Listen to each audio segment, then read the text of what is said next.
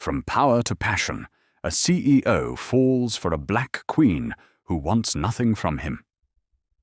Hello and welcome, wonderful viewers, to Alcot Stories, your home for captivating tales, thrilling twists, and unforgettable characters.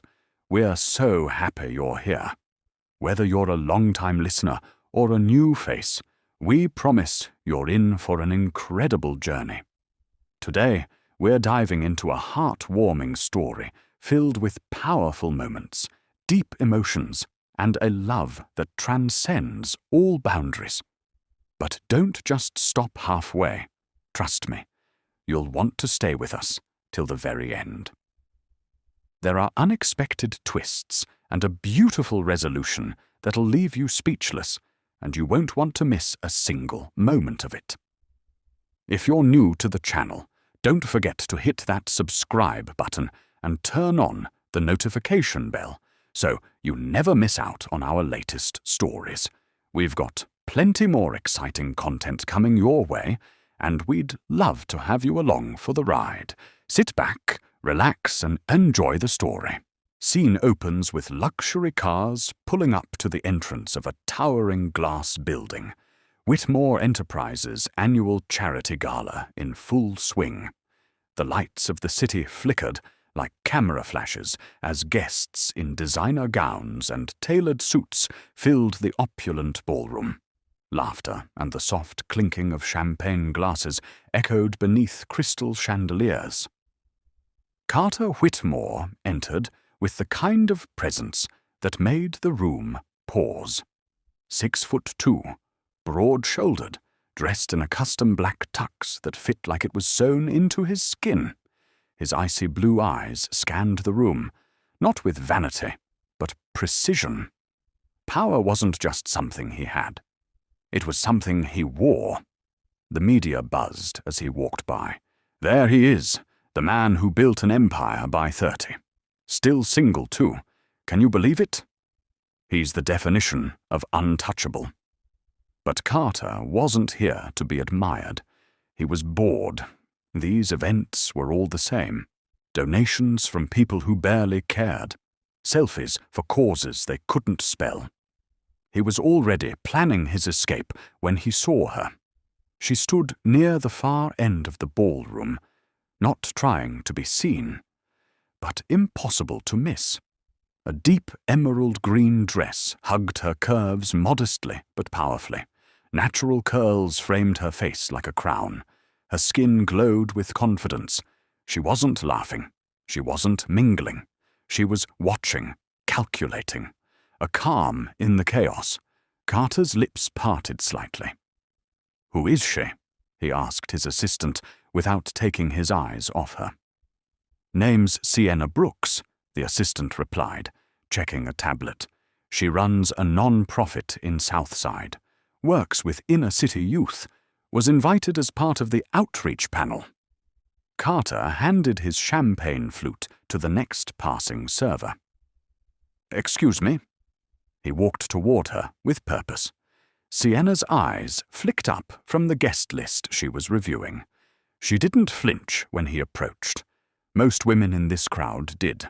They giggled, whispered, tried not to stare. She just looked at him, like a puzzle she wasn't interested in solving. "Carter Whitmore," he said smoothly, extending a hand. "Thank you for coming." Sienna glanced at the hand, then back to his eyes. "Sienna Brooks, I didn't come for you." Beat. Carter smiled. He wasn't used to this. Rejection didn't come wrapped in silk and sincerity. It usually came in negotiations or boardrooms, not from women who turned heads when they walked in. "Still," he said, undeterred, "I'm glad you're here. This event needed someone real." Sienna raised a brow. "Flattery from billionaires usually comes with a price tag. What are you selling tonight?" Carter chuckled. It wasn't forced. It was genuine. Surprised. "I'm not selling anything. Just curious about the woman who clearly doesn't give a damn about my reputation." Sienna sipped her water. You don't strike me as the type who likes hearing the word no. I don't, he said, then added with a tilt of his head, but I like learning what makes people say it. She turned slightly, scanning the room. You see all these people? She asked. Most of them are here to be seen, not to make change. You invited me here for image. I'm not an accessory, Mr. Whitmore. And yet, he said slowly, you came.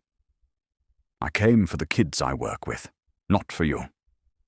The conversation was a dance, sharp, graceful, electric. People watched from the sides now, wondering why the city's coldest CEO was suddenly locked in a verbal tango with a woman who hadn't even touched her wine. Sienna's phone buzzed. She glanced down, then back up. Duty calls, she said. Good luck with your performance tonight. She turned to walk away. Carter called after her, not loud, but just enough. What would it take to get another conversation with you? She paused, didn't turn around, and said over her shoulder, Nothing you can buy. Then she disappeared into the crowd. Carter stood still, feeling something he hadn't felt in years. Challenged. No woman had ever walked away like that. Not from him. Not without leaving a door cracked open. Sienna didn't crack doors. She slammed them. And Carter Whitmore had never wanted a second meeting more in his life. Fade to black. Carter stood motionless as the echoes of her last words. Nothing you can buy. Wrapped around his mind like a riddle begging to be solved. The noise of the gala faded. The artificial smiles of board members blurring into a meaningless background as he watched Sienna disappear into the crowd like smoke. Unreachable, unbothered, unforgettable. He didn't realize he was gripping the cuff of his sleeve until he felt the fabric crease under his thumb. For a man who had billion-dollar deals wrapped up in a single handshake, the rejection stung. But not with insult, with intrigue. Obsession didn't start with lust for Carter. It started with challenge, with resistance. And Sienna Brooks had ignited a fire he didn't know still lived in him. That night, he left the gala early, stepping into the back of his sleek black car with no parting words. In the stillness of the ride, he opened his phone and pulled up everything he could find about her. Her non-profit Rise Up focused on underfunded schools, youth empowerment, and housing justice. The photos online showed her in hoodies and jeans, speaking in school gyms, holding hands with teenagers, planting gardens in concrete yards. She didn't just talk community, she lived it. Her smile in those pictures was different than the cool composure she wore at the gala. That smile was soft, open, fierce with her purpose. Carter sat forward, scrolling deeper, and every click made the walls around his carefully curated world begin to tremble. He didn't know this world, this life, and yet he wanted in. The next morning, his team was stunned when he requested an anonymous donation of $50,000 be made to Rise Up. No press, no publicity, just wiring the money and walking away. She won't know it's from me, he said coldly. But when he arrived at his office and stared out of his glass tower onto the streets below, that decision gnawed at him. He didn't want to impress her with money. He wanted to understand her. He wanted to speak her language, even if he'd never spoken it before. Meanwhile, Sienna sat in her tiny office on the edge of Southside, still shaking her head at the previous night's encounter. She had met men like Carter before, men in suits who treated charity like a photo op, who thought their looks and status gave them power over everyone. But Carter had looked at her differently, like he was searching. Still, she wouldn't be fooled. She had work to do. She had rent to raise for a shelter she was partnering with, and a board that was threatening to cut funding if donations didn't increase. When her assistant, Maya, rushed in, waving a confirmation of the $50,000 donation, Sienna's heart dropped. It was a lifeline, but it felt like a hook. "Where did this come from?" she asked. "It was anonymous," Maya grinned. "Maybe a blessing from the universe." Sienna wasn't so sure. She had a gut feeling it was Carter. She could feel his presence, even in his absence, like the echo of a storm that hadn't quite passed. That same afternoon, Carter's car pulled up across from Rise Up's modest office. He didn't go inside, just sat there watching. The cracked bricks, the faded signs, the laughter of teenagers playing basketball in the alley behind the building. This wasn't a world he belonged to. Not yet. But for the first time, he didn't want to dominate. He wanted to earn his way in. The obsession didn't burn with lust. It simmered with something deeper. He began reading about education reform, urban development, and Sienna's public speeches. He watched old videos of her debating city councilmen with more fire than anyone in his boardroom ever showed. Meanwhile, Sienna received flowers, a box of books on leadership, invitations to speak at conferences, all unsigned. Her suspicion grew. She confronted Maya, who shrugged. "You've got a secret admirer. Embrace it." But Sienna didn't like games, especially not ones played by men who held too much power and thought it could buy affection. She returned the flowers, donated the books, and sent out a public statement refusing all anonymous gifts without transparency. When Carter saw the post, he smiled, not insulted, but impressed. She was drawing a line in the sand, and it only deepened his desire to step over it. But with respect. He didn't want to break her walls. He wanted to understand why they were there. He began showing up at community events, quietly, observing. One day, at a school fundraiser, Sienna spotted him at the back of the room, wearing jeans and a hoodie, trying not to be noticed. Their eyes met, and for a moment, time folded. Her expression was unreadable, but she didn't look away. And he knew. This wasn't a chase. It was a war of patience, one he was willing to lose if it meant earning just one real moment with her. But what Carter didn't know was that someone else had noticed his obsession, and wasn't pleased. In the shadows of Whitmore Enterprises, Jordan Whitmore, Carter's younger brother, watched the shift in his brother with growing suspicion. And in Sienna's world, buried deep in the files of her late mentor Harold, a truth waited. One that could explode everything Carter thought he knew about his company and his legacy. The threads were pulling tight. And Sienna?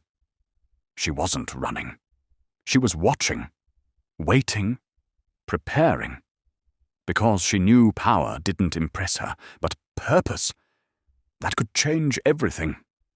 The next morning, Carter sat in his sleek office, staring at the skyline through floor-to-ceiling windows.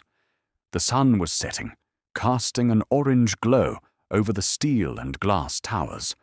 But the real weight of the day was heavier than the weight of the sun. His phone buzzed twice. One was from his assistant about an upcoming meeting with investors, but the second was an unexpected email. Subject: coffee? It was from Sienna. She'd acknowledged the donation, but the tone of her message was professional. Distant, precise. She hadn't answered his unspoken invitation from the gala, and Carter could feel the gap between them growing wider. But where most men might have let it go, Carter Whitmore wasn't most men. In the email, Sienna wrote that she would be willing to meet him to discuss the donation, only if it was under her conditions. She specified one thing: no strings attached, no personal agendas, just business. Her terms were clear: meet for coffee, not at his sleek empire of a headquarters, but at a small local cafe where the walls weren't filled with his brand and reputation, where the price of coffee wasn't a statement of dominance, but an exchange of ideas. Carter was intrigued. This wasn't about charity for her. It wasn't about being impressed by his wealth. And that was exactly what he wanted. The meeting was set for the following morning. Carter arrived early, his black SUV pulling up to the little cafe nestled on the corner of a crowded street. The scent of freshly brewed coffee and toasted pastries hung in the air. He noticed the mismatched tables, the rough-hewn wooden floors, the chalkboard menu. This place wasn't about status. It was about connection. Sienna had arrived before him, seated by the window with a laptop open, her attention absorbed in whatever she was reading. As he entered, he took a moment to observe her. She was dressed simply today: jeans, a t-shirt, and a worn jacket. No makeup. Yet she radiated a kind of natural beauty that couldn't be hidden. She was fiercely independent, and that intrigued him more than anything he could see on a stock report. When she noticed him, there was no hesitation. She didn't stand up to greet him or make any show of civility. She simply nodded and gestured for him to sit. The air between them was thick with the tension of everything unspoken, every boundary drawn, every expectation unfulfilled. Carter ordered a black coffee and a croissant, while Sienna sipped on her iced tea, her eyes flickering over the crowd as though trying to gauge the worth of every passerby. After a few moments, Sienna spoke first. "So, why am I here?" she asked, her voice calm but laced with a challenge. "You don't strike me as the type who believes in charity for the sake of charity. You're either seeking redemption or power, Mr. Whitmore." Carter smiled, though it didn't reach his eyes. He liked that she cut straight to the point. Most people danced around their true motives, but Sienna wasn't like most people. She was clear and sharp, and for the first time in a long time, Carter didn't feel the need to control the conversation. "It's not about redemption," he said quietly. "I'm not here to make myself look good. I don't need to. The truth is, you intrigue me." He paused for a moment, trying to steady himself. "I've been doing some research. I've seen what you're doing for this city, for these kids, and I respect it. I want to help." Sienna raised an eyebrow, but didn't say anything. She knew he wasn't used to being in this position, the one where he wasn't calling the shots, but she wasn't about to let him off the hook that easily. "I don't need your pity or your money," she replied coolly. "I'm not here for a handout. If you want to help, then come work with me. Don't just throw money at problems and walk away. That's what all these other donors do. What makes you different?" Carter felt a flicker of irritation, but he tamped it down. She wasn't wrong. People like him, people in his world, often did just that. They threw money at problems to quiet their consciences, then moved on. But something about Sienna made him want to prove he wasn't like that. Not to her, but to himself. He leaned forward, his gaze steady. "I'm not asking you to trust me completely," he said, "but I want to offer something. An ongoing partnership. Resources, mentorship, strategic support. We could build something together. Not for the headline, not for the money, but for real change." He paused. "But I need your help to make it happen." I don't understand this world the way you do, Sienna. I'm not an expert in youth outreach or social justice. You are. There was a silence between them as Sienna studied him. He wasn't offering a grandiose sum of money. He wasn't asking for anything in return, at least not yet. Instead, he was asking for something deeper: her trust, her expertise, her guidance. In his eyes, she could see that this wasn't just another business move. It was something personal, something vulnerable. But Sienna wasn't about to let herself get swept up in his charm. She leaned back, her arms crossed over her chest. She studied him carefully. This city has been burned too many times by people who think they know how to help, she said, her voice steady. And this is where we differ, Carter. I don't need to be impressed by your money or your influence. What I need is authenticity, real commitment. If you want to help, show me your heart, not your balance sheet. Carter could feel the weight of her words. It was clear she wasn't going to let him buy his way in. He respected that more than he could express. He wasn't used to this level of resistance. But more importantly, he didn't want to just be another face in the crowd to her. She was too powerful to be swayed by anything he could offer on the surface. For a long moment, the world outside the cafe seemed to fade, and the two of them were locked in a battle of words, ideas, and convictions. He admired her fiercely, and somewhere beneath the conversation, he could feel the beginnings of something real. But it wasn't something he could control. Not yet. I'm not here to play games, he said finally, lowering his voice. I don't want anything from you, Sienna.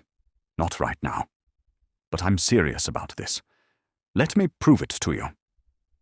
For a long time, Sienna didn't respond. She simply stared at him, the steady hum of the cafe acting as a backdrop to the quiet war between them. She was tempted to brush him off, to send him back to his world of corporate greed. But something inside her hesitated. Something made her think that this conversation wasn't just about a business transaction. It was about something bigger. After a moment, she nodded once, slowly. Fine, I'll consider it, she said, but don't think for 1 second that I'm doing this for you. Carter leaned back, a hint of a smile playing on his lips. I wouldn't expect anything else. The sun had barely broken through the haze of the early morning when Sienna's phone buzzed with a new email notification. At first glance, it looked like a standard update from a donor, another small victory in the sea of grants and financial pledges that kept her non-profit alive. But as her eyes scanned the subject line, something in her chest tightened. You don't know everything about Harold. She opened the message quickly, her fingers trembling just slightly as the text unfolded. The letter was brief, cryptic, and chilling. It was unsigned, just like the anonymous donation Carter had made weeks ago, but there was something about it that made Sienna feel like she was being watched. The message mentioned her late mentor, Harold Booker, and his alleged connections to Whitmore Enterprises. Sienna paused, staring at the screen in disbelief. What is this? She whispered under her breath before clicking open the next message. There were more of them, at least half a dozen in the last week. Each one contained vague, unsettling details about Harold's supposed ties to Whitmore Enterprises. Each letter seemed to suggest that her beloved mentor, the man who had helped her find her way after the death of her parents, had been involved in things Sienna had never known about, things that might have been less than noble. Her hands clenched into fists, the glow of her phone illuminating her wide, shocked eyes. She couldn't believe it. Harold had always been a man of integrity. He had founded Rise Up with nothing but a passion and a commitment to change. He'd always warned her about corporate greed and the dangers of getting too close to big money. For a moment, she felt an icy chill creep up her spine. Could it be possible that she had misjudged him? Could she have been unknowingly building something on the back of a lie? Sienna closed her eyes, trying to suppress the rising panic. She needed answers, and she needed them fast. Meanwhile, across town, Carter was sitting in his office, going through the morning reports. His mind was still occupied with thoughts of Sienna. Every time he thought about her, the question of why she intrigued him so much gnawed at him. He had met countless people in his life, but none like her. The way she challenged him, pushed back against his assumptions, refused to play by the usual rules.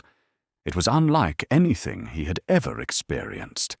He wanted to learn more, not just about her, but about the causes she fought for, about the world she lived in. But while Carter was lost in thoughts of Sienna, there was someone else in his orbit who was quietly growing more suspicious of the situation. Jordan Whitmore, Carter's younger brother. Jordan had always been the more impulsive of the two, less focused on the corporate world that Carter had built, but no less ambitious. Carter had always been the golden child, the heir to Whitmore Enterprises. But Jordan had a way of causing ripples in everything his older brother tried to keep calm. He was observant, sharp, and more than a little calculating. When Jordan first heard about Carter's increasing involvement with Sienna Brooks, he didn't think much of it. At first, it seemed like another one of Carter's fleeting interests, something that would pass once the next business deal came along. But then he started to see a shift. Carter was spending more time on issues that had nothing to do with the Whitmore Enterprises' bottom line. He was diverting resources toward Sienna's non-profit. He was reading up on community projects, social justice, and urban renewal. Jordan didn't like it. Carter had always been the leader, the man with the vision and the drive to steer the company toward the future. But this obsession with Sienna and her cause felt like a distraction. So Jordan did what he always did when he sensed trouble. He took matters into his own hands. Jordan had his people look into Sienna. They started small, with background checks, phone records, anything they could find that would tell them more about this woman who had managed to capture his brother's attention. The more they dug, the more Jordan's unease grew. There was something about Sienna's past that didn't sit right with him. Her late mentor, Harold Booker, was a respected figure in the community. At least that was the public face. But Jordan's team uncovered whispers that tied Harold to some unsavory deals in the past, and these whispers didn't just talk about shady business dealings, they connected Harold directly to Whitmore Enterprises. Jordan's mind began to race. He knew that his father, still living in semi-retirement, had been involved with various charitable projects over the years. But the idea that Harold, a man who had seemingly been an advocate for the underprivileged, could have been wrapped up in some sort of partnership with Whitmore Enterprises. It felt like a betrayal. If Sienna knew about it, if she uncovered the truth, it could unravel everything Carter had worked for. It would be a scandal that would put the entire company's integrity into question. Determined to get to the bottom of it, Jordan decided to pay Sienna a visit. It was early in the evening when Jordan made his way to the small office that housed Rise Up. He had been there once before, months ago, at a community event. But it was different now. He wasn't just there to observe. He was there to dig for answers. Sienna was at her desk, reviewing paperwork, when the door to her office opened. She didn't even look up. "I thought I told you no anonymous meetings," she said, her voice sharp, but her eyes still on the papers in front of her. Jordan chuckled. "I'm not here to donate anything, and I don't think we've met under formal circumstances." Jordan Whitmore. He extended his hand with a practiced, charming smile. Sienna glanced up, her face neutral, but her eyes gave away a flicker of recognition. "What's this about?" Jordan leaned in, his smile never wavering. "I just wanted to get to know the person who's become so important to my brother. You know, Carter's always been pretty private. It's rare he gets interested in anything beyond his empire. And yet, here you are, making waves." Sienna raised an eyebrow. "I didn't know Carter needed his brother to investigate me." Jordan took a step closer, his gaze hardening. "I'm not here to investigate you, Sienna. I'm here to understand you, to make sure there's nothing unexpected in your past. For Carter's sake." His voice softened, but the edge was still there. "People like you and me, we don't get to stay innocent forever, you know." Her heart skipped a beat. Jordan wasn't just speaking from curiosity. He was playing a dangerous game. Sienna didn't flinch. "You've got your wires crossed, Jordan. I'm not here for your brother's approval or anyone else's. And as for my past, well, maybe you should worry about your own." As Jordan left her office, Sienna sat back in her chair, her thoughts a whirlwind. She had always known her work would attract attention. But this felt different. The sudden, unwelcome interest from both Carter's world and his brother felt like the storm before a catastrophe. And somewhere in the back of her mind, one question lingered. What was Harold involved in? The evening sky hung heavy with clouds, a storm threatening to break as Sienna stood at the podium, addressing a small crowd in a park on the city's south side. The event was meant to be a celebration, a rally for unity, a fundraiser for the youth mentorship program that Rise Up was spearheading. But as the sun dipped lower, casting long shadows over the gathering, an undercurrent of tension began to stir in the air. People were uneasy. Whispers ran through the crowd as tempers flared over a local government ordinance that had recently been passed, one that threatened to displace entire neighborhoods for urban development projects. The protest was supposed to be peaceful, but as Sienna finished her speech and stepped down from the podium, she could feel the energy shift. A group of young activists, some wearing masks, began to chant louder, their voices rising in protest against the policies that had already begun to tear apart their community. At first, it seemed harmless, a few shouting faces, some raised fists. But soon, the mood turned darker. The crowd split into factions, some calling for calm, others growing more irate, more desperate. A few protesters began to shout at the local police, officers who had been stationed along the periphery of the park. As the police pushed back, things quickly escalated. Shoving, shouting, a few bottles tossed in the air. Then a single flare of violence set off a chain reaction. One protester was knocked to the ground by an officer, and suddenly everything erupted. The peaceful crowd turned into a sea of chaos.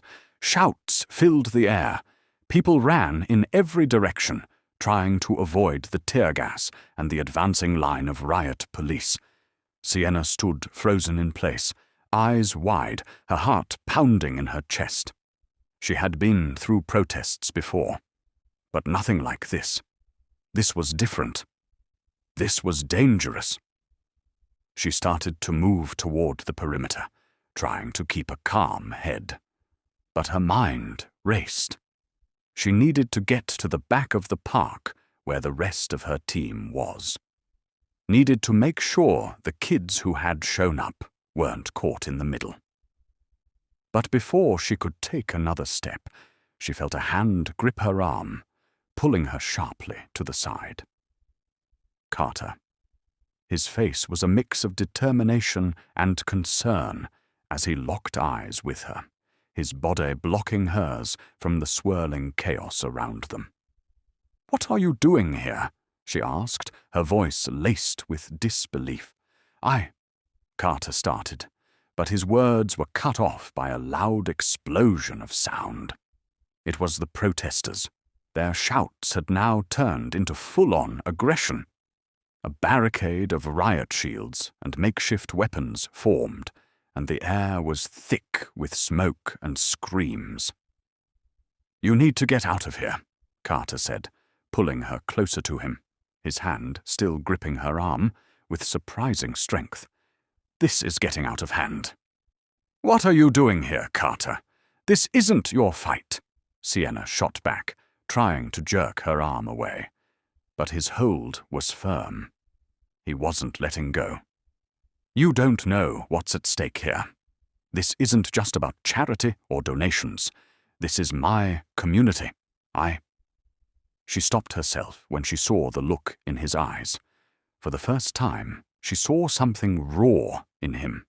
Something that had nothing to do with his polished CEO persona. His jaw was clenched. His blue eyes, usually so focused and calculating, were filled with an almost desperate need to protect. "I don't care about the optics of this, Sienna," he said, his voice low, urgent. "I care about you, and about making sure you're safe." She tried to pull back again, her heart hammering. She couldn't make sense of his words, of his presence here. Carter Whitmore didn't belong in a chaotic park, surrounded by an angry crowd. He belonged in boardrooms, in meetings, in places where control was the foundation. And yet, here he was, his grip unyielding, his focus entirely on her. She felt the intensity of his protection, and something about it shook her, brought her face to face with a side of him she hadn't expected. Carter wasn't just a CEO. In this moment, he was just a man, vulnerable, determined, and unwilling to let her go. As more protesters pushed forward, the situation worsened. A group of officers advanced, their batons raised, as more glass bottles exploded in the air. The crowd was moving faster now, shouting louder, and Sienna felt the surge of panic rising in her chest. She tried to take another step, but Carter stopped her, his body blocking hers entirely. "Stay with me," he ordered, his voice surprisingly steady. "I'm not letting you get caught up in this." He led her through the mass of protesters, trying to shield her from the chaos, keeping his body between hers and the escalating violence. At one point, a bottle exploded just inches from his head. Sienna flinched, but Carter didn't even blink. He was still moving forward, his arm wrapped protectively around her waist, his focus solely on getting her to safety. She could hardly believe what she was seeing. Carter Whitmore, the man who ruled an empire of billions, the man whose life was defined by control, was acting without hesitation. For her. When they finally reached the back of the park, the scene was no better. The sound of shouting, of the protests still raging, was deafening. But they were far enough from the epicenter now that Carter could ease up slightly. He let go of her waist, but stayed close, his eyes scanning the crowd, as if looking for any new threats. Sienna, still processing everything, took a deep breath. "You should go," she said, her voice thick with emotion she couldn't quite place. "This is not your fight, Carter." But Carter wasn't backing down. He looked at her, his face serious. "Sienna, I told you, I'm here for you. I'm not going anywhere." And then, for the first time, he took a step back. There was no bravado in it, no ego, just raw honesty. "I'm not the guy I look like on paper, Sienna," he said quietly. "I'm not some CEO who's above it all. I'm just a guy who's trying to do the right thing. For once in my life." Her heart pounded, but she didn't know how to respond. She'd spent so much time keeping her walls up, keeping her distance from men like Carter, men who want to solve everything with money, with power. But this was something different. She was seeing him, truly seeing him, for the first time. The man who walked away from everything when it mattered. The man who, in this moment, would do anything to keep her safe. Still, she held her ground, her voice low but firm. "I can't let you in, Carter." He nodded slowly, the weight of her words sinking in. But he didn't walk away. He simply gave her a small, knowing smile. "I know, but I'm not going anywhere." As the chaos raged on in the distance, their eyes met. The world was still spinning out of control, but for that one fleeting moment, everything between them was clear. No walls, no barriers, just two people who, in a twisted world of uncertainty, had found something fragile, but real, amidst the wreckage. The small, dimly lit office of Rise Up was quiet that evening, save for the gentle hum of the desk lamp and the faint rustle of the papers as Sienna sifted through the scattered documents on her desk. It had been a long day, longer than usual, and her mind was still reeling from the chaos of the protest. The violence, the way Carter had stepped in to protect her. It was all too much to process. She needed a break, but her thoughts wouldn't let her rest. Something about Carter's actions had lingered in her mind. The way he had reacted. Not as a CEO, but as a man who cared for her, who cared for something more than just his bottom line. But even so, Sienna couldn't shake the feeling that there was more to this story. More to Carter's past, to his company's involvement in her community, than he was letting on. And so, as the hours stretched on, and the rest of her team filtered out of the office for the night, Sienna found herself going through the last of her mentor, Harold's files. She had promised herself she'd go through everything one last time, cross her T's and dot her I's, before putting her trust in his legacy and the work they'd built together. Her fingers brushed over the stack of papers when something unusual caught her attention. Hidden beneath a pile of old financial reports was a small, inconspicuous flash drive, its silver casing slightly scratched from years of neglect. Her heart skipped a beat. It wasn't the kind of thing Harold would have left lying around. But then again, Harold was always a man of secrets, of second chances. He had always been careful. Could this have been something important? Sienna stared at the drive for a moment, her mind swirling with questions. Should she even open it? What if it held something she wasn't meant to know? After a few moments of hesitation, she plugged the drive into her laptop. The screen flickered to life as a series of folders appeared. Most were filled with what looked like old community outreach programs, budgets, and meeting minutes. But then she saw it. A folder labeled Whitmore Enterprises: Historical Review. Her pulse quickened. She clicked it open. Inside the folder were several documents, each more troubling than the last. A series of corporate memos, property maps, and newspaper clippings from decades ago. The oldest file was dated back to the late 1980s, a time when gentrification was taking root in some of the poorest, most marginalized areas of the city. And as she dug deeper, Sienna's stomach twisted. The papers were not just about property acquisitions. They weren't even just about real estate. They were about displacement. Displacement of entire black communities to make way for new development. Communities like the very ones Sienna was fighting to protect. Her eyes skimmed the documents quickly, each page more damning than the last. There were references to Whitmore Enterprises purchasing large swaths of land in predominantly black neighborhoods at pennies on the dollar. There were accounts of bribes paid to local officials to fast-track housing demolitions. There were memos from executives, including the Whitmore family name, discussing the strategic realignment of the area, using euphemisms for the forced evictions of families who had lived there for generations. But then something caught her eye, a particular memo marked as confidential.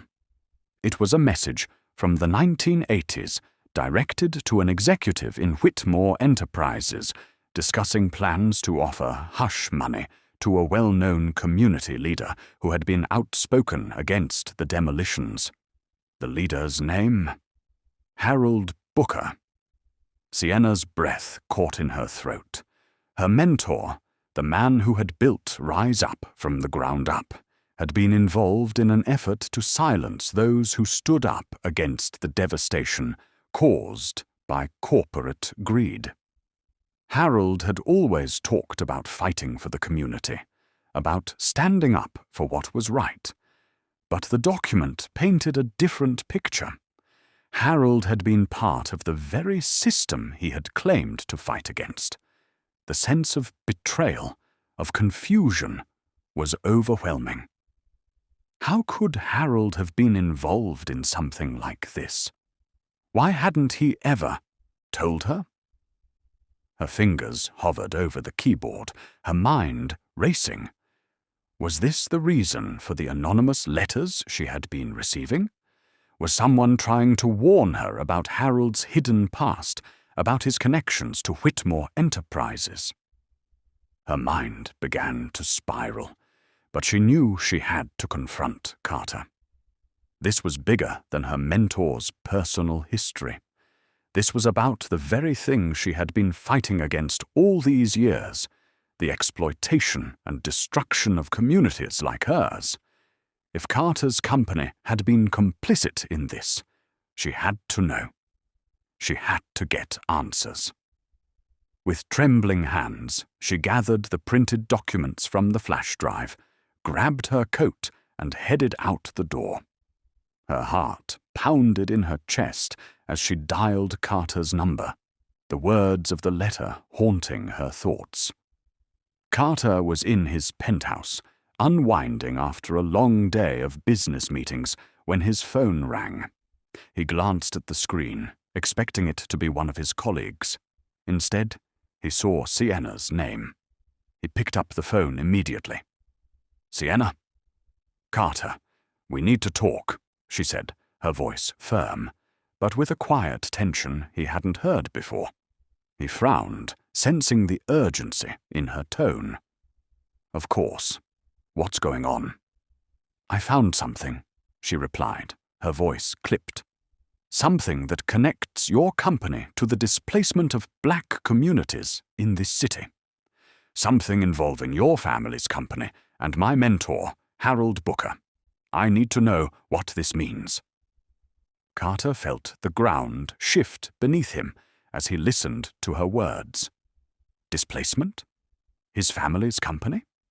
He had no idea what she was talking about, but the way she said it made it clear that whatever she had discovered was serious. And It involved him. Carter started, but his words faltered. Sienna, I don't know what you're talking about. Whatever you found, She cut him off, the words coming fast now. Carter, I have proof. I don't know why Harold never told me this, but I found memos, documents. Your company's involvement in the forced evictions of entire neighborhoods, and Harold was right in the middle of it. I need you to explain this. Carter's chest tightened. He had always known that Whitmore Enterprises had a murky past, decades of ruthless business practices, sure, but he had no idea it went this far. His father and grandfather had made choices that were questionable, but Carter had always believed they had done it for the greater good of the city's development. But this was different. This was betrayal, at a level he hadn't anticipated. He stood up, pacing, trying to gather his thoughts. Sienna, I had no idea. I swear to you, I had no idea about any of this. My father, he kept the darker side of the company hidden from me. I've always been about the future, not the past. Sienna didn't answer right away. She was silent on the other end of the line, and Carter could practically feel the weight of her anger through the phone. He needed to do something. He couldn't just let this stand, not if she was going to accuse his family of such a terrible wrong. I'm coming to see you, Sienna finally said, her voice cold. We need to discuss this in person. I need answers. Wait, Sienna. Carter tried to protest, but the line went dead. Sienna hung up the phone and took a deep breath, her emotions raging inside her. She couldn't afford to let Carter off the hook so easily. Not when the future of her community and her own moral compass was on the line. She had a lot of questions, and she was going to get the answers, no matter how difficult it might be to hear. As she made her way to Carter's office, her thoughts kept turning back to Harold. Was he trying to protect her from this truth? Or had he been a part of the system he'd fought against all these years? Either way, she was about to confront the man whose company had shaped the city's destiny, and whose hands might be stained with the past.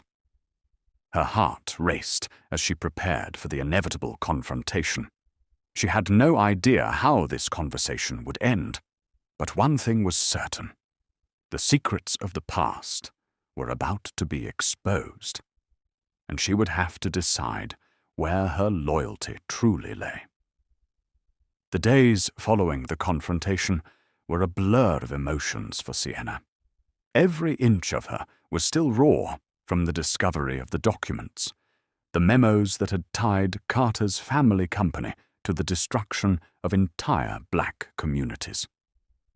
Worse still was the betrayal she felt from Harold.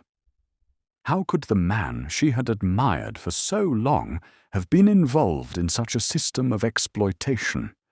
How could someone who had claimed to fight for the people have kept such secrets hidden from her? The guilt, the frustration, the anger, it was overwhelming. She had always believed that the fight for social justice was a noble cause, one that brought together people from all walks of life to challenge the injustices of the world. But now she was caught in the middle of a fight she never expected. She had trusted Carter. She had believed that he was different from the men who had come before him. The men who cared only about profit, about controlling the future of the city, without a second thought for the communities they trampled along the way. But now, everything she thought she knew about him was being called into question. Her phone buzzed on the table, the screen lighting up with a message from Carter. It was the fourth text she had received that day. And yet, She hadn't been able to bring herself to open any of them. Each word from him felt like a reminder of the world she was trying to escape. One filled with lies, with hidden motives, with corruption. She didn't want to hear what he had to say anymore. She couldn't bear it. The reality of her decision to distance herself from Carter settled in hard as she stared at the screen, her thumb hovering over the text. "We need to talk, Sienna. Please." But no, there was nothing more to say. She had made her decision. She wasn't going to be caught up in his world of wealth and deceit anymore. She wasn't going to let the man who had stood as a protector just days ago turn into the villain of her own life. The anger that had welled up inside her the night she confronted him had only grown. And yet, there was a piece of her, buried deep down, that still wanted to believe Carter. Wanted to believe that the man she had seen glimpses of, the one who protected her during the protest, was still in there somewhere. But she couldn't afford to be naive. She had to think of the bigger picture. So, she ignored the text, deleted his contact from her phone, and turned her focus back to her work. She threw herself into her charity, diving deeper into the fight for the community. Every day felt like a battle against the past, against the forces that had sought to tear down everything her mentor had worked for, everything Rise Up had fought to build. But now, it was more than just fighting for the future. It was about confronting the past. The documents had unearthed something far more sinister than she had ever imagined, and the worst part was that Carter's name was intertwined in it. Meanwhile, across town, Carter was spiraling into a world of confusion and frustration. He couldn't understand how things had gotten so out of control. Sienna had shut him out, and for the first time in his life, he didn't know how to fix it. His mind kept replaying the conversation, her voice laced with disbelief and anger, accusing him of being complicit in the displacement of black communities. But it wasn't possible. He had no knowledge of those actions. The past his father had hidden from him, those decisions, those deals, were things he had no part in. Yet, he couldn't ignore what Sienna had said, and he couldn't deny the evidence. If his father and grandfather had been involved in something so heinous, he had to know the truth, for the sake of his family, for the sake of the future of his company, and for the sake of the woman he had come to care for more than he had ever expected. The sense of helplessness gnawed at him. So, he did what he had to do. He started investigating the scandal himself. Alone. In the quiet of his office, he pored over the same documents that Sienna had discovered. He read them over and over, trying to connect the dots. But something was off. The deeper he dug, the more he felt like there was a missing piece to the puzzle. And then he found it. There were discrepancies in the names of the executives involved in the decision-making process. People who should have been in charge but weren't. Hidden signatures, erased names from files, documents that had been altered or manipulated. Carter's pulse quickened as he followed the trail, uncovering small clues, each one leading to a more unsettling discovery. The pattern wasn't random. It was carefully orchestrated, and it was getting worse. His instincts screamed at him to stop, to leave this alone, to trust that his family's company would eventually be exonerated. But then came the most startling revelation: his brother, Jordan. Carter's mind raced as he connected the dots. Jordan had been involved in the family business for years, working behind the scenes on real estate acquisitions, deals that had gone unnoticed by the public eye. It was the same time that the community displacements had begun. The timelines matched. The connections were too close to ignore. Carter's brother had been in charge of the operations in those neighborhoods, the ones that had been affected the most. His hand had been in every deal, every acquisition, every decision to push families out of their homes. The realization hit Carter like a punch to the gut. His brother, his flesh and blood, had been the mastermind behind the very actions that had torn apart the communities Sienna cared so much about. The thought of Jordan, his charming, calculating brother, being capable of such greed and manipulation made Carter sick to his stomach. He had been so focused on his own vision for the company that he hadn't seen the truth.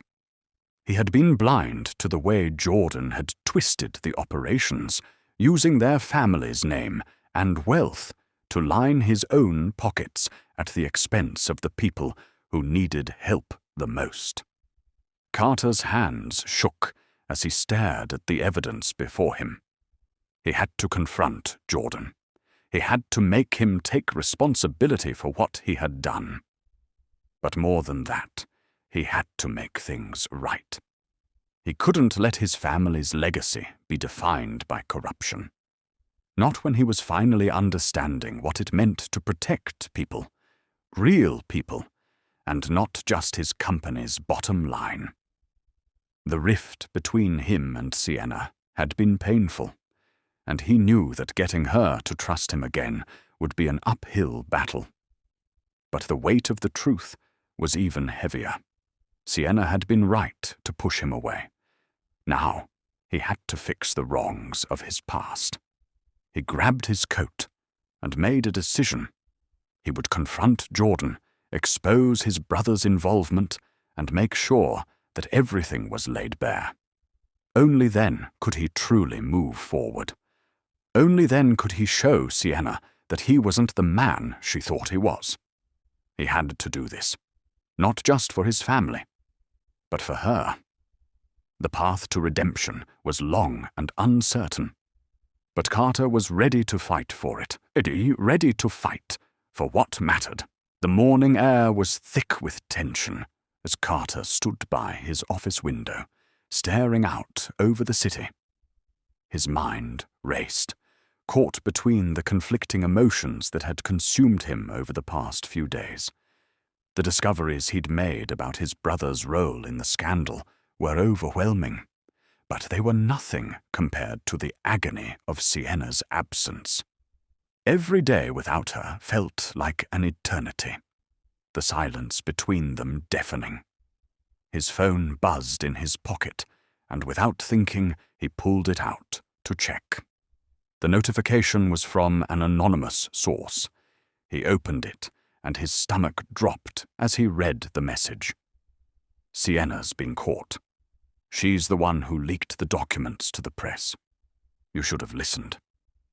His pulse quickened. This couldn't be true. There was no way Sienna would betray him like that, not after everything they'd been through. Yet, the thought gnawed at him.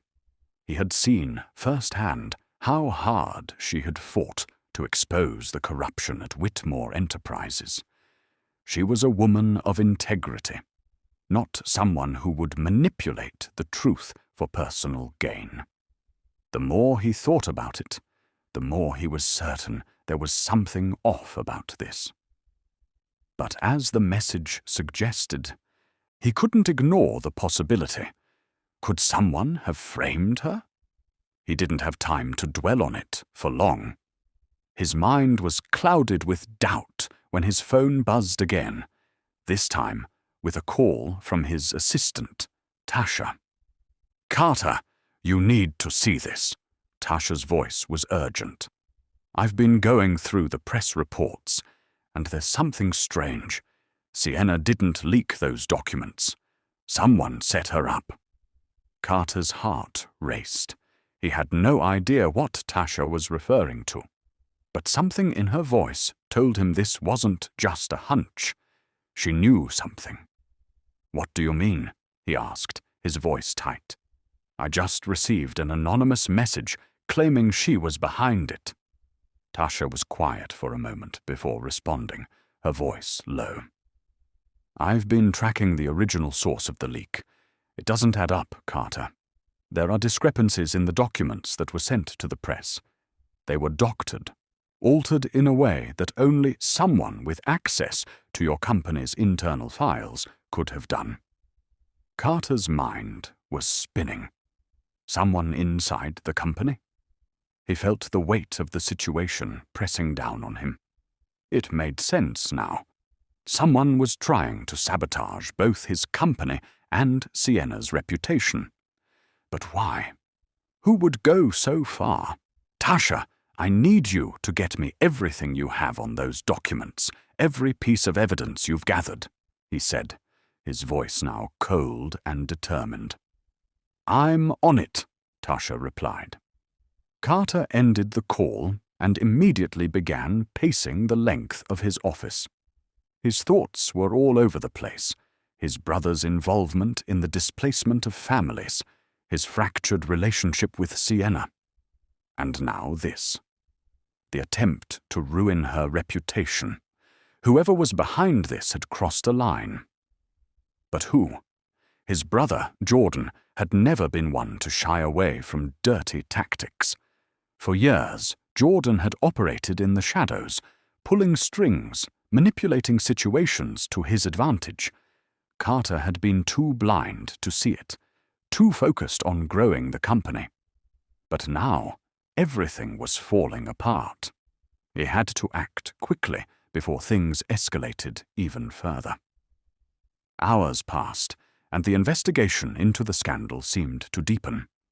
Tasha worked tirelessly, connecting the dots between the altered press materials and the internal files. As the day wore on, Carter's fear of Sienna being wrongfully accused grew. He couldn't let her take the fall for something she didn't do, especially when there was a clear attempt to discredit her. Just as he was about to call Sienna and apologize for his earlier mistakes, Tasha texted him, "I have something that will blow this wide open. Come to my office now." Carter's heart pounded in his chest as he made his way to Tasha's office, feeling a growing sense of urgency. He needed answers. He needed the truth. Tasha's office was tucked away on the lower floor of Whitmore Enterprises headquarters, away from the executive floor where Carter usually worked. When he entered, he found Tasha sitting at her desk, her face tense as she sifted through papers on her computer screen. Her eyes were red, and there was a visible exhaustion in her demeanor. "Carter, I don't know how long I can keep this under wraps," she said, her voice barely a whisper. "But you need to see this." She clicked a few buttons on her keyboard, and the screen flickered to life. Carter leaned in, his breath catching as he saw the files. On the screen were the altered versions of the documents that had been leaked to the press, documents that had been made to look like they were coming from Sienna's organization. But Tasha had done something incredible. She had tracked the metadata, the hidden information that could expose the real source of the leak. "Look closely," Tasha said, pointing to a string of numbers on the side of the screen. These files were sent using a private email address tied to none other than your brother, Jordan. His personal account, Carter's blood, ran cold. He stared at the evidence in disbelief. There was no denying it. The altered files had been sent from his brother's account. This wasn't just a smear campaign. It was a calculated attempt to ruin Sienna's life and destroy the only person who could expose the truth about Whitmore Enterprises. "I knew it," Carter whispered, his mind whirling. "Jordan. He's the one behind this. Tasha nodded gravely. It gets worse, Carter. I've traced the IP address. It leads directly to Jordan's office. A wave of nausea hit Carter. His own flesh and blood had orchestrated the attack. He had framed Sienna, manipulating the documents to make it appear as though she had been the one leaking them to the press. But why? Why would Jordan go this far? Carter's mind raced, trying to piece together his brother's motives. Jordan had always been ruthless, but this felt different. The lengths he had gone to in order to sabotage Sienna were beyond anything Carter could have imagined. I have to confront him, Carter said, his voice low and full of determination. Tasha nodded, a look of concern on her face. But Carter, this could ruin you. Jordan's not just your brother. He's a key figure in this company's operations. People will believe his word over yours, especially with all the evidence stacked against you. I don't care, Carter replied, his resolve hardening. I won't let Sienna take the fall for this. I won't let anyone destroy her. She's been through enough. As Carter left Tasha's office, the weight of what he had to do settled on him. He knew that confronting Jordan would not be easy. But he had no choice. Sienna's future and his own depended on him doing what was right. And if he had to sacrifice his family to protect the woman he loved, so be it. The city was electric with anticipation. News outlets had picked up the story of the scandal, and whispers of Jordan Whitmore's involvement spread like wildfire. The moment Carter had discovered the evidence, he knew he couldn't let it slide. He couldn't allow the corruption within his own family to destroy everything Sienna had worked for, everything he had fought for.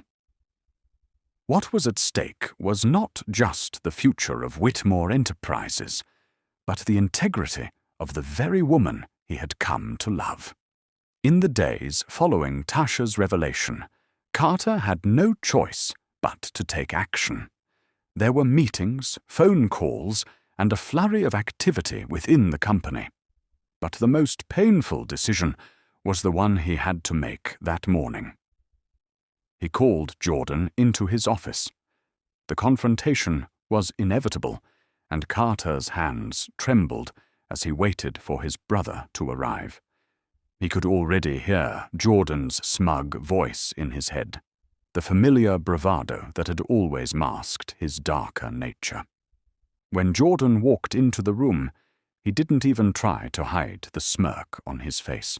"What's going on, Carter? You've been acting strange lately," Jordan said, his voice oozing with confidence, like a man who had already won. "Don't play games with me, Jordan," Carter said coldly, standing up from his desk. "I know what you've been doing. I know about the documents, the manipulation, the smear campaign against Sienna. I have proof that you were the one who leaked the false information to the press. You've been trying to destroy her. Destroy everything she's worked for." Jordan's face flickered with a brief flash of surprise, but it was gone in an instant. He stood tall, his hands crossed over his chest. "You can't be serious, Carter. You're going to believe her over me? You're going to ruin everything we've built for her. You're being manipulated." "I'm not doing this for her," Carter said, his voice low but firm. "I'm doing this because what you've done is wrong. You've tried to tear down innocent people to protect your own selfish agenda. And I'm done turning a blind eye." The truth of the situation hit Carter like a freight train. It wasn't just business to Jordan. It had never been. Jordan had been motivated by something much darker: power, control, and the thrill of manipulation. He had been using their family's name as a tool for his own gain, and Carter had been too blind to see it. Now, everything was coming to a head. "Carter, don't do this. Think about what you're throwing away," Jordan said, his tone shifting from arrogance to desperation. "I'm the one who built this company. You're just a figurehead." "I'm the one who's been blind to what you've been doing, Jordan," Carter responded, his eyes narrowing. "And I'm not going to let you ruin her. Ruin us, just for the sake of your ego." Jordan's expression darkened, his eyes flashing with anger. "You don't know what you're doing, Carter. You're making a huge mistake. Once you expose me, everything we've built will fall apart. You'll lose it all." "I'd rather lose everything than stand by and let you destroy someone else's life for your own gain," Carter said, his voice steady but resolute. He took a deep breath and continued, "You're out of Whitmore Enterprises. Effective immediately." The words hung in the air, heavy with finality. Jordan's face contorted in disbelief, and for the first time, Carter saw a glimpse of the man his brother truly was. Desperate, unraveling, furious. "You can't do this," Jordan spat, his voice rising with frustration. "You'll regret this, Carter. You'll regret it, and you'll see that you've made the biggest mistake of your life." But Carter didn't flinch. He had made his decision, and there was no turning back now. "I'm doing what's right," Carter said, his eyes cold. "You can't manipulate me anymore." With that, Carter dismissed Jordan from his office, his heart heavy with the weight of what he had just done. He had never imagined that he would be forced to make such a decision about his own brother. But Jordan had given him no choice. His actions had been unforgivable, and Carter had to put an end to the cycle of corruption, no matter the personal cost. Later that day, in a rare moment of public transparency, Carter took to the stage in front of a crowd of reporters, investors, and media personnel. The tension in the air was palpable as he stepped up to the podium, his blue eyes cold with resolve. He had prepared his speech carefully, knowing that it was his only chance to salvage whatever was left of his reputation and restore the trust of the people who had supported him and Sienna. "Ladies and gentlemen," Carter began, his voice steady, "I stand before you today with a heavy heart. It is with great regret that I must announce that my brother, Jordan Whitmore, has been removed from his position at Whitmore Enterprises. His actions have not only undermined the trust of the people we serve, but they have also betrayed the very principles this company was founded upon." A wave of whispers rippled through the crowd as Carter paused, taking a deep breath before continuing. "Furthermore, I want to publicly apologize to Sienna Harris, the founder of Rise Up, and to all of those who were harmed by these actions. It has come to my attention that Jordan was behind the campaign to falsely accuse Miss Harris of leaking confidential documents to the press.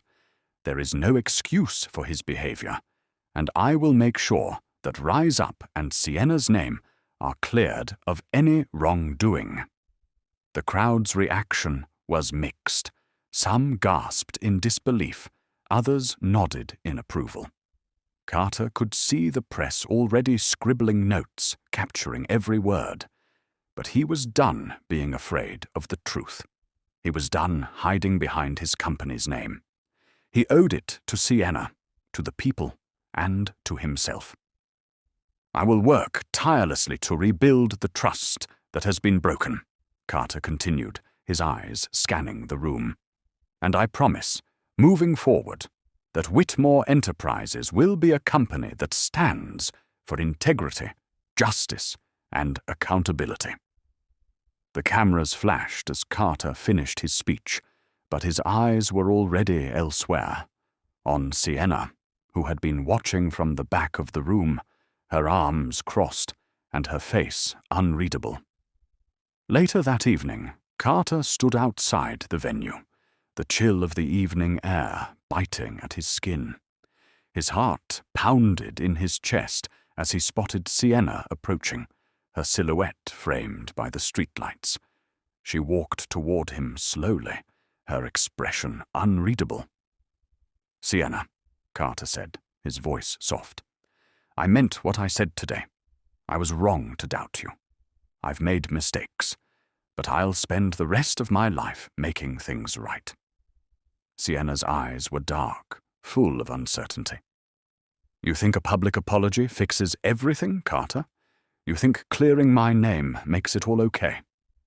Carter swallowed hard, feeling the weight of her words. "I don't expect it to fix everything, but I can't change the past. All I can do is show you who I am now. Show you that I'm willing to fight for you. For what's right." Sienna looked away for a moment, her eyes clouded with emotion. "I want to believe you, Carter. I really do. But you're asking me to trust you again, after everything that's happened. I don't know if I can." Carter took a step closer, his voice filled with sincerity. "I understand. But I'm not going anywhere, Sienna. And I'll prove to you that I can be the man you deserve." Sienna's gaze softened, just slightly. She took a deep breath, and for the first time in days, a flicker of hope shone in her eyes. "I'll need time, Carter," she said quietly. "But I'll listen. I'll give you that." And for the first time in what felt like forever, Carter allowed himself a small smile. He had no illusions that everything would be fixed overnight, but for the first time in a long time, he felt like he had a chance at redemption.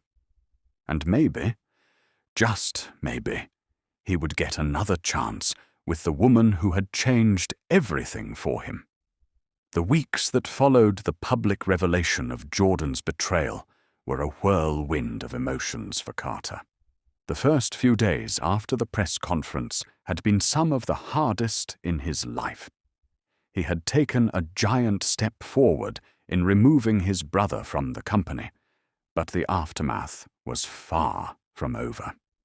The corporate world was unforgiving, and there were questions, rumors, and whispers that swirled around him and Whitmore Enterprises. Carter had always been able to smooth over such things before, but this time the stakes were higher. The fallout from Jordan's scandal was now more personal than professional. What made the situation even more complicated was Sienna. Despite his public apology, she remained guarded, still uncertain if she could ever trust him again. Carter understood that, perhaps more than anything, it was not about his words anymore. It was about his actions. He had spent his life making decisions from a position of power, but now he realized that it wasn't enough to simply lead a company or apologize from a podium.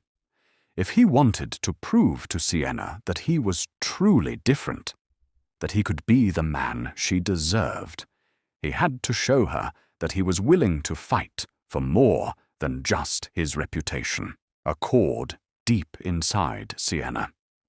She had been so afraid of getting close to him again, of letting him back into her life.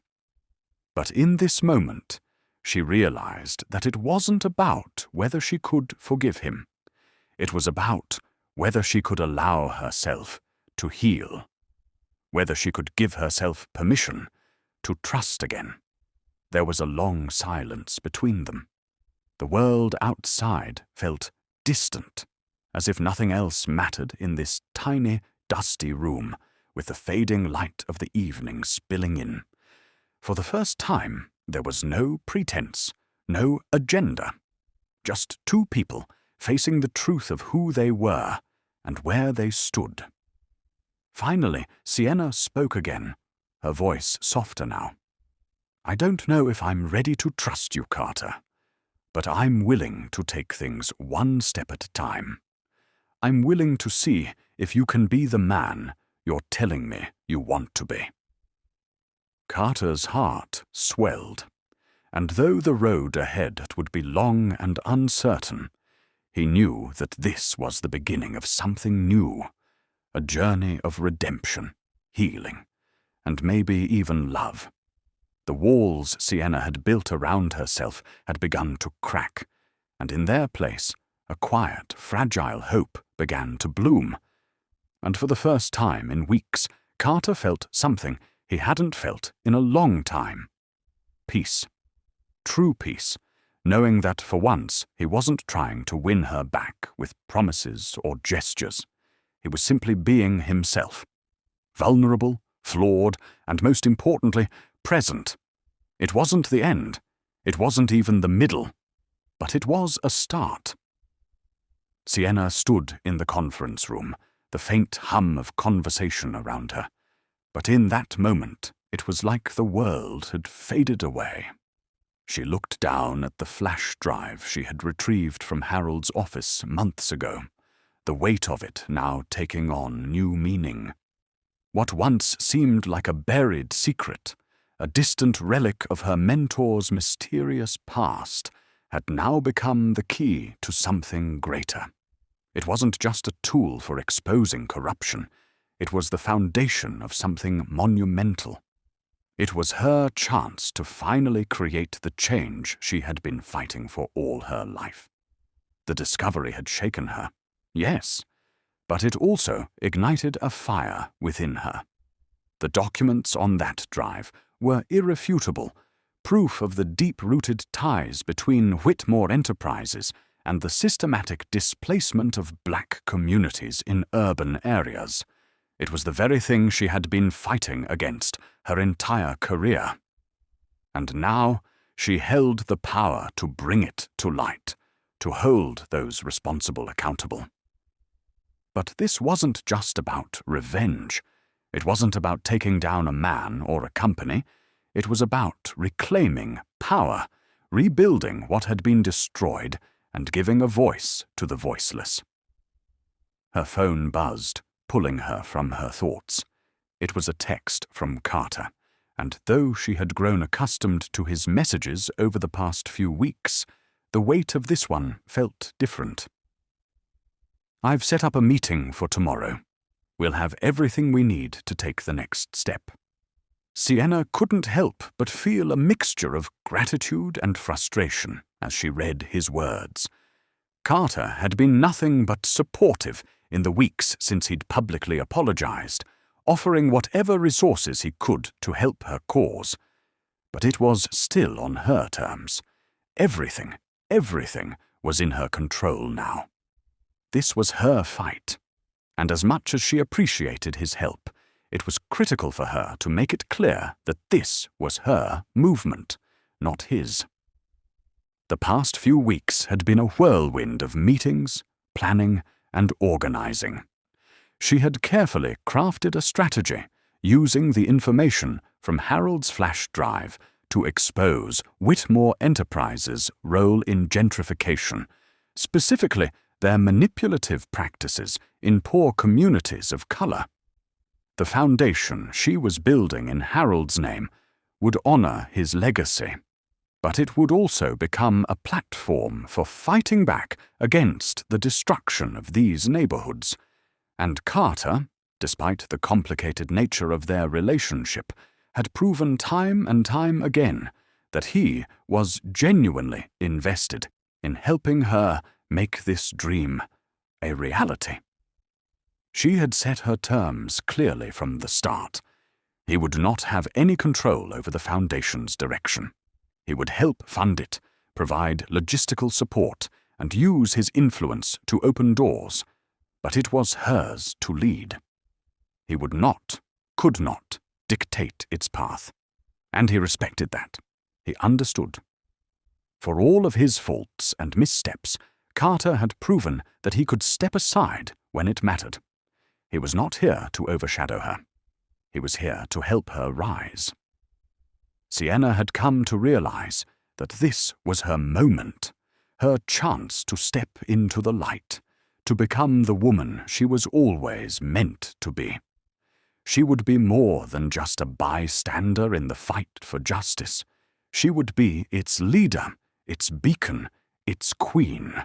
The next day, Sienna stood on a stage at a local community center, a sea of eager faces before her. She had spent weeks preparing for this moment, crafting her speech, reaching out to allies in the fight against gentrification, and rallying local activists. Today wasn't just about the official launch of her new foundation. It was a declaration that she was taking charge of her destiny. No longer would she be defined by the people who had tried to break her, the systems that had kept her down, or the man who once owned her heart. Today, she would rise. The room quieted as she took the microphone, the sound of her heels clicking sharply against the floor. Sienna's voice, steady and strong, filled the room as she began to speak. Thank you all for being here today. This is a special day, not just for me, but for all of us. For too long, the voices of our communities have been ignored. Our neighborhoods have been bulldozed, our homes have been taken from us, and our people have been displaced, all in the name of profit and progress. But this is where it stops. She paused, looking out into the crowd. Her words were not just for them. They were for herself. A promise she was making, not only to those who had come to hear her, but to the woman she had become, and the one she was still striving to be. Today, we launch the Harold Harris Foundation for Urban Justice. It's named after the man who mentored me, who showed me that true change comes not from within the systems that oppress us, but from outside of them. From the people who rise, who refuse to be silenced, who fight for what's right. There was a pause as the crowd erupted into applause. The energy in the room was palpable. Hope was alive, and it was shining from the woman standing before them. Sienna continued, "With this foundation, we'll focus on preserving our communities, fighting against the gentrification that is tearing apart the very fabric of our neighborhoods. We'll provide legal resources, support displaced families, and build grassroots coalitions that can push back against the forces that seek to erase our history." Her voice cracked with emotion as she looked down at the foundation's logo, Harold's face, smiling warmly from the banner at the side of the stage. The man who had passed away before he could see the full extent of his work come to fruition. But this was her promise to him, to continue his legacy, to fight in his name. And we won't stop until every corner of this city and every community like ours has the protection and respect it deserves. The applause was thunderous, filling the room with a sense of unity and purpose. Sienna felt it too, a power deep inside her that she hadn't realized was there all along. She wasn't just a leader of an organization now, she was the leader of a movement. After the speech, Sienna was surrounded by reporters, supporters, and activists. The media was already buzzing with excitement, calling her the new face of the fight against gentrification. And although part of her wanted to bask in the praise, she kept her focus on the future. This wasn't about accolades, it was about change. Carter stood at the back of the room, watching her. He had helped organize the event, provided funding, and helped make this vision come to life. But now he was a spectator. He knew his role, and it was to support Sienna's vision in whatever way she needed. He had seen her grow into the leader she was meant to be, and though he had played a small part in it, the success of Rise Up, of Harold Harris Foundation was entirely hers. As the crowd thinned out and the event came to a close, Sienna found herself walking toward him. She was exhausted, but her eyes shone with a renewed sense of purpose. She stopped in front of him, her posture proud but unassuming. "Thank you," she said quietly, her voice laced with a sincerity he hadn't expected. Carter nodded, his heart swelling with admiration. "I didn't do anything, Sienna. This is all you." She smiled, a real, unguarded smile that reached her eyes. "I couldn't have done it without you, but this is just the beginning. There's a lot of work left to do." Carter stepped closer, his voice barely above a whisper. "Whatever you need. I'm here, on your terms. Always." Sienna's gaze softened, and she placed a hand on his arm, a silent acknowledgement of the trust they had slowly built over the past few months. There were still many hurdles to overcome, but in this moment, she knew that with or without him, she was going to change the world. And so, with the rise of the foundation, came the rise of the Queen. The room was packed, the energy palpable. Journalists, activists, political figures, and business leaders gathered in anticipation. The bright lights of the press conference beamed down on the stage, reflecting the magnitude of what was about to unfold. It was a moment that would mark a new chapter, not just for Carter Whitmore and Sienna Harris, but for the entire city. Sienna stood just behind the podium, her hands steady at her sides. There was no nervousness in her demeanor now.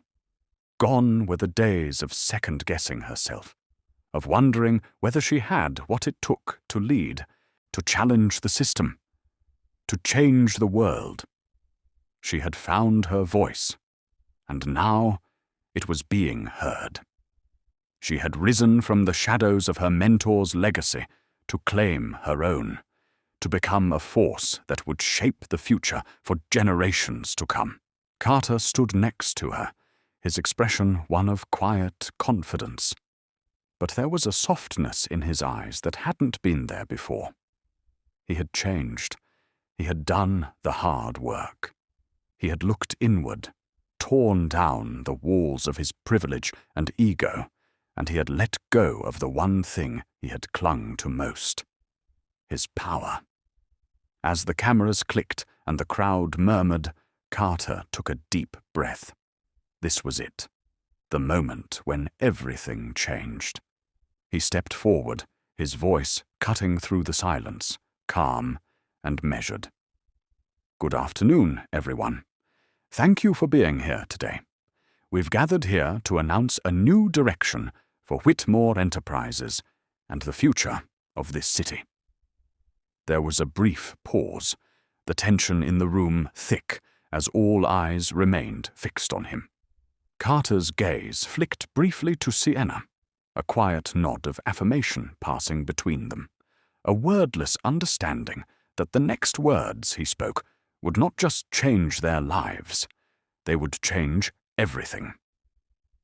"Effective immediately, I am stepping down as the CEO of Whitmore Enterprises, taking a temporary leave of absence to focus on something far more important than business, making real, lasting change in the communities we've impacted for so long." The murmurs around the room grew louder. Some were shocked, some were impressed, and some were downright incredulous. Carter Whitmore, the titan of industry, the face of corporate America, was giving up his seat at the helm of the largest company in the city. The man who had built his empire from the ground up was walking away from it, not because of scandal or defeat, but for something more profound: love and justice. "I've realized that my place in the world is not defined by my wealth or my title," Carter continued, his voice steady, but with an emotion that was hard to disguise. It is defined by the legacy I leave behind, the impact I make on the people who need it most. And that is why I am pleased to announce that Sienna Harris, the founder of Rise Up and the leader of the movement to fight against the displacement of marginalized communities, will be joining our board of directors as the newest advisor. A ripple of applause went through the crowd. Sienna, who had been standing just behind him, stepped forward, her head held high. The spotlight was hers now. The moment had finally arrived. She was no longer just the woman who had been quietly fighting in the background. She was the hero of this story. Her voice was no longer a whisper, but a rallying cry. And the world was finally listening. Carter stepped back, giving Sienna the space to speak. Her heart raced, but it was a race that felt exhilarating, not terrifying. She cleared her throat, her confidence shining through as she addressed the crowd. "Thank you, Carter," she began, her voice clear, commanding yet warm. "This moment is not just a victory for me. It's a victory for every person who has ever been told their voice didn't matter. It's a victory for every community that has been silenced, for every neighborhood that has been erased in the name of profit. Today, we take a stand. Today, we rise." The applause was deafening, the energy in the room almost tangible. Sienna looked around, meeting the eyes of the journalists, the activists, the citizens who had come to witness this historic shift. She knew that what they were witnessing wasn't just a press conference. It was the beginning of a new era. Carter had made the boldest decision of his life by stepping down, but Sienna wasn't the kind of woman who needed a man to validate her worth. Her strength, her power, had always come from within. But she couldn't deny that Carter's willingness to step aside, to put her in the spotlight, had given her the platform she needed to make her voice heard. And for that, she was grateful. "We've only just begun," she continued, her gaze unwavering. "But together, we will dismantle the systems that have kept us down. We will rebuild, we will restore, and we will rise because our power lies in our unity." As Sienna spoke, Carter's eyes locked with hers. There was no longer any distance between them, not in the way there once had been. They were equals now, standing side by side, both of them with their own legacies to create. But for the first time in their relationship, it wasn't Carter's wealth or influence that defined their connection. It was their shared vision for the future, a vision that had brought them together, despite all the odds. The press conference ended shortly after, and the crowd slowly began to disperse, but the energy lingered. Carter and Sienna stepped off the stage, a quiet understanding between them. He had done what he promised. He had stepped aside, given her the space to shine. And now, they were both embarking on a new journey together. Sienna turned to Carter, her heart pounding as the weight of the moment finally sank in. She had spent so many years being overlooked, underestimated, and yet here she was, standing tall and powerful, not as the CEO's love interest, but as the woman who had changed everything. Carter reached out, his hand brushing hers, and the world seemed to fall away as they stood in the quiet aftermath. The city had witnessed something extraordinary today, but it was the two of them, in this moment, who truly understood the significance of what had just transpired. "I love you, Sienna," Carter said, his voice low, filled with emotion. Sienna's eyes softened as she looked at him, the walls she had built over the years crumbling in an instant. "I love you too, but this is about more than just us. This is about every person who's ever been overlooked. This is about our future." Without another word, Carter pulled her into his arms, and in that moment, everything else faded away. There were no titles, no corporations, no power struggles. There was only the two of them, a quiet, soft understanding passing between them. And then, in the quiet of the moment, they kissed. It was not the passionate kiss of desire that had once sparked their romance, nor was it the kiss of forgiveness that had healed old wounds. It was a kiss that spoke of equality, of shared purpose, of love that had been earned and transformed. The kiss was soft but deep, a reflection of everything they had been through, and everything they had become. It was a promise of a future together, one that would be built not on power or control, but on respect, love, and the mutual desire to make the world a better place. As they pulled away, Sienna smiled, her eyes shining with the kind of joy she had never allowed herself to feel before. This was not just the end of a story. This was the beginning of something much greater. Carter was no longer the man who had controlled everything, and Sienna was no longer the woman who had been defined by the struggle. Together, they were equals. Together, they would rise. And together, they would change the world.